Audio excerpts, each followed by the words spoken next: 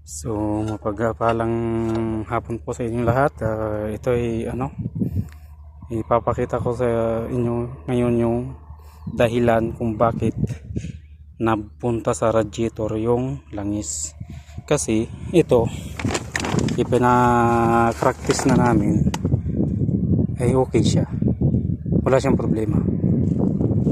Maayos tong oil cooler.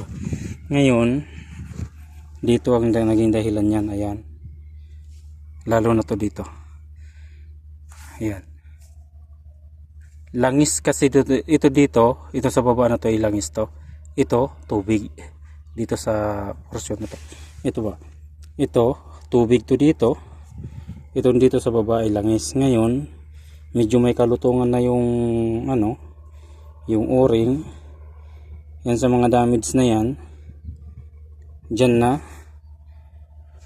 Pag umandar na, uminit na yung makina, nagkaroon na ng pressure, yan, so pumapasok na dyan pakunti-kunti yung langis pataas dito sa may linya ng tubig. So yan siya, kinain na.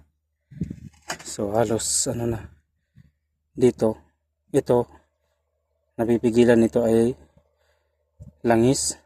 Tapos ganun din lahat, ito naman dito tubig to dito sa taas kasi tubig to, portion na to tubig yan. So yan, dyan na yan kasi yung o-ring medyo, itong o-ring ay malutong na yan, nasa baba kasi yung nadali na sira na, kinain na. Yan ang resulta pagka hindi magandang tubig ang ginagamit, hindi coolant, tapos yung ginagamit nila ay nanggagaling lang din sa pinapump, yun lang din ang nilalagay, medyo yan, may alat, medyo may alat, kaya kakainin talaga yung bakal. Pag ito na kung ito naman, kung dito mabutas yung langis, pupunta sa yung tubig pupunta sa dito sa crankcase sa ilalim. Pag dito sa portion na to ang nabutas na, itong portion na to, ang tubig pupunta sa crankcase. Ngayon itong dito, ito dahil dito sa o-ring na to medyo malutong na, nakakahigop na kapag may pressure na umaandar na, mainit na yung makina, nagkaroon na ng pressure. Ngayon sisiksik dyan ang langis, pupunta dito sa taas. Kaya ngayon naghalo sa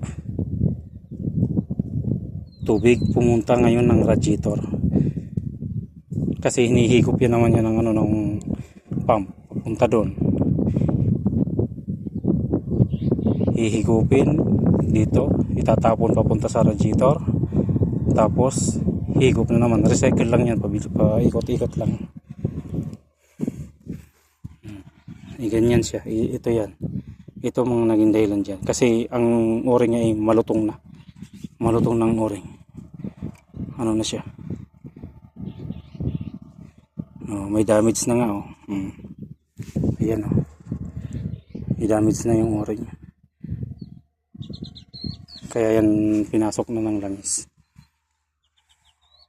So dito yan.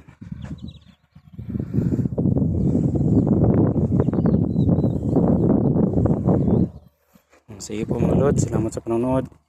Ingat kayo lagi, God bless. Yan, sobrang init dito sa pwesto.